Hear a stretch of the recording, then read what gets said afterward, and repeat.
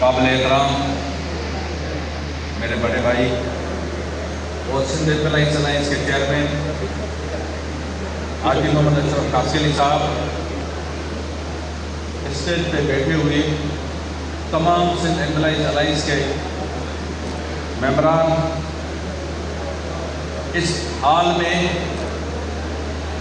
मेरे बुजुर्ग सिंध के एम्प्लॉइज, मेरी बहनें, मेरे भाइयों, प्रेस के दोस्तों, अस्सलाम वालेकुम। आज इस पंडाल में मुझे दूसरी मरतबा मौका मिला है स्टेज पे आने का। तो पहले तो एक प्रोग्राम था, उसी में आया हुआ था, सर्टिफिकेट डिस्ट्रीब्यूशन हो रहे थे। और आज हम जो आ रहे हैं और जो आपके सामने बात कर रहे हैं, तो इस हिसाब से जो हमारे जिंदगी का मसला है,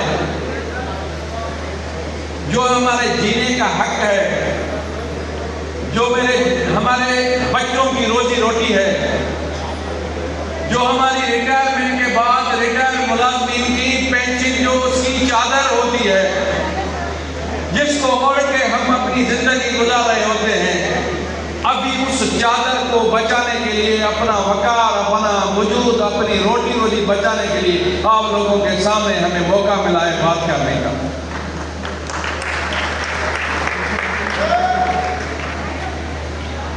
जैसा कि एक माह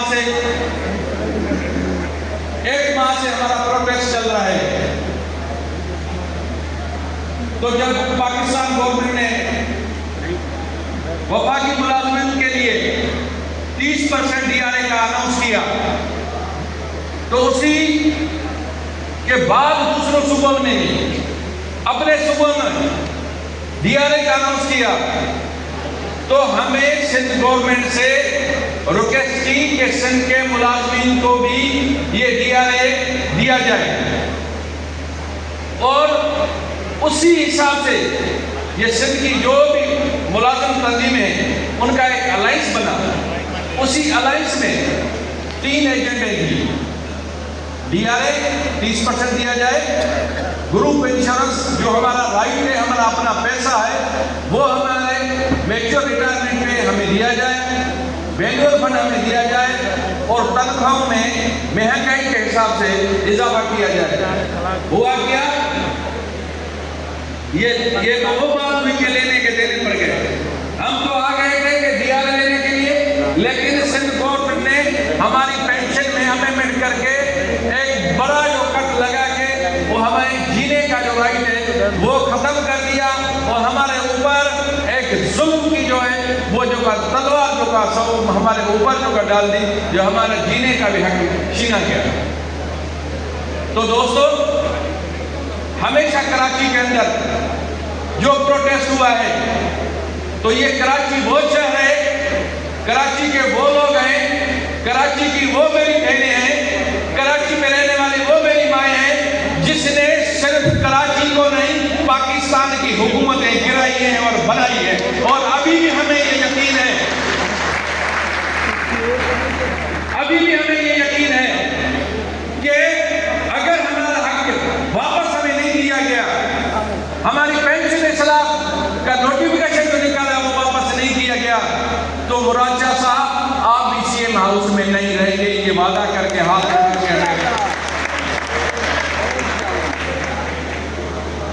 अभी ये जो प्रोग्राम है उसका मकसद ये था, इस कन्वेंशन का मकसद ये था कि अगले प्रोग्राम के लिए आपको अवेयरनेस दी जाए, आपको तैयार किया जाए। वो जाके आप यहाँ से निकले तो आपके इदारे में, आपके अपने ऑफिसों में, आप अपने एसोसिएशन के नीचे जो भी ओहदेदार साहब हैं वो जनरल बॉडी करें, वर्किंग कमेटी बुलाएं, उसमें उनको तैयार करें कि अगले कदम के लिए हमें तैयार रहना है।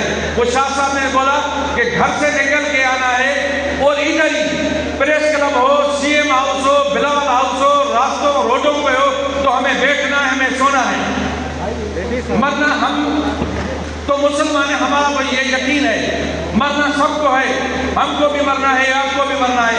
अगर घर में मर जाए उसके बजाय अगर हम जिद्दोजहद में, स्ट्रगल में और अपने हकूक के लिए अगर रास्तों में शहीद हो जाए, रोडों में शहीद हो जाए, इससे बड़ा कोई ऐसा भरना हमारे लिए नहीं है। तो ये अगले के एकदम जो है वो सीख हमारा जो चेयरमैन है वो आपको बताएंगे। तो मेरी ये गुजारिश होगी कि आपको हमेशा तैयार रहना है अगले प्रोग्राम के लिए। जो अगला अनाउंस होगा वो यकीनन जो अनाउंस होगा तो वो गवर्नमेंट को पता चल जाएगा कि ये सिंध के मुलाजिमीन इतने इत्तेहाद करके निकल रहे हैं। तो इंशाल्लाह जब तक हमारा ये नोटिफिकेशन वापस नहीं किया जाएगा तब तक हम वापस घर नहीं जाएंगे। ये आप इत्मीनान रखें, ये आप इत्मीनान रखें। ये जो अलायंस थी, ये लीडरशिप है, ये जहां आपका पसीना आएगा वहां इनका खून निकलेगा। आपको कभी भी अकेला नहीं छोड़ेंगे, आपके हकूक से कभी दस्तबरदार नहीं होंगे, आपको हकूक लेके देंगे इंशाल्लाह। आप सबकी मेहरबानी। अल्लाह हाफिज।